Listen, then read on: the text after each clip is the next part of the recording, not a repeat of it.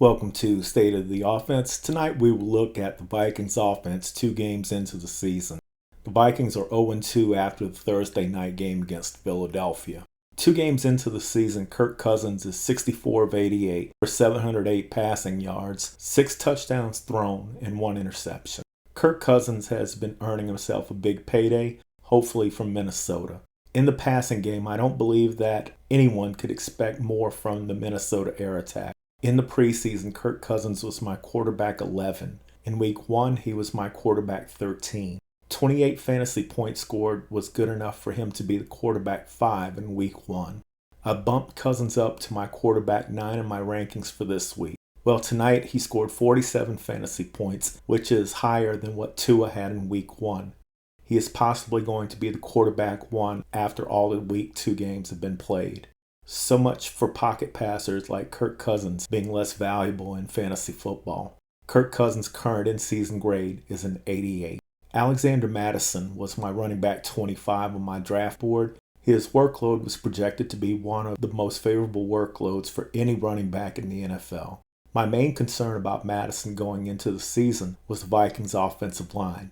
I was also concerned about Mattison not being a big play guy like Dalvin Cook was. 2 games into the year, I have not changed my mind about Alexander Mattison. In week 1, I ranked Mattison as my running back 9, and he scored 13 fantasy points. That put him in a tier of 3 other backs to hold the 14 through 17 spots. In week 2, Mattison was my running back 29, and he ended up scoring 6 fantasy points. For the year, 19 carries for 62 yards and a 3.3 yards per carry average. 6 catches for 21 yards and a touchdown. Things should be better for Mattison considering how well the passing game is clicking. You figure that the Vikings should be able to run the ball more effectively because every team should play 5 defensive backs in their base defense against them. Mattison is currently grading at a 77 for the year.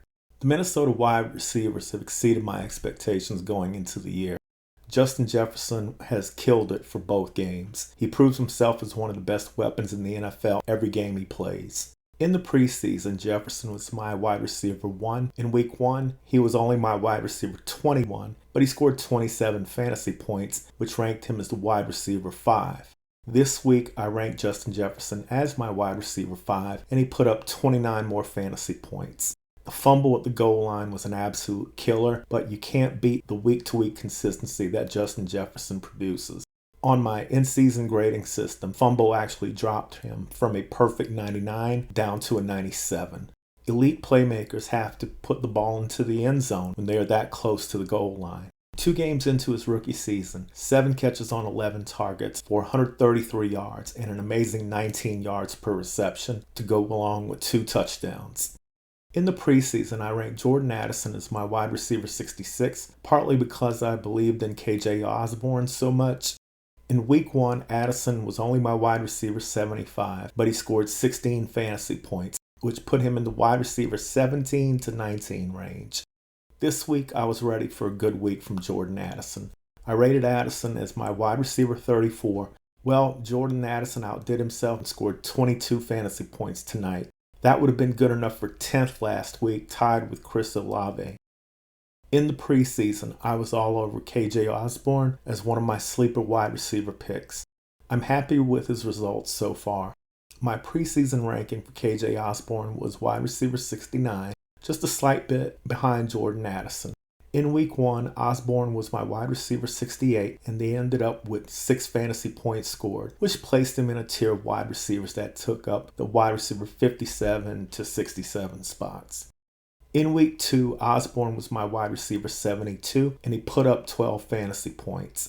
Last week, 12 points would have been good enough for the wide receiver 31 to 33 range. So Osborne is meeting my expectations. My grade for Jordan Addison is a 79, and I give KJ Osborne a 77.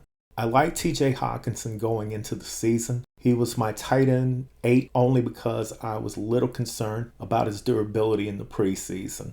Hawkinson is a top 5 talent, and I think that he and Justin Jefferson are the best tight end wide receiver duo in the NFL right now. In week 1, Hawkinson was my tight end 7. He scored 11 points, which tied him with Donald Parham for the tight end 3 overall. This week, I kept him as my tight end 7, and he went off for 25 fantasy points, which is much better than what Hunter Henry had in the first week as the tight end 1 with 16 points. If Kirk Cousins and the wide receivers keep playing at a high level, TJ Hawkinson will challenge for the throne as the number 1 tight end by the end of the year. The Vikings passing game is that good right now. Hawkinson's current grade is an 87. The offensive line is a primary concern for the Vikings. They have not been able to make the running game go for Alexander Mattison yet. They have done well in pass protection, only 4 sacks given up in 88 passing attempts. Will the return of Garrett Bradbury make a difference? The Vikings are my number 23 offensive line in the NFL right now, and the main thing holding them back is the 2.7 yards per carry in the rushing game. The Vikings' next game will be hosting the Chargers. The Chargers gave up huge games to Tua Tagovailoa and Tyreek Hill in Week 1, and their matchup in Minnesota should be just as difficult. Bosa and Kendricks are both battling some injuries now, so the Vikings may be able to establish the run next week against the Chargers with backup players. If you like today's coverage of the Minnesota Vikings, please hit the like button and subscribe to the channel.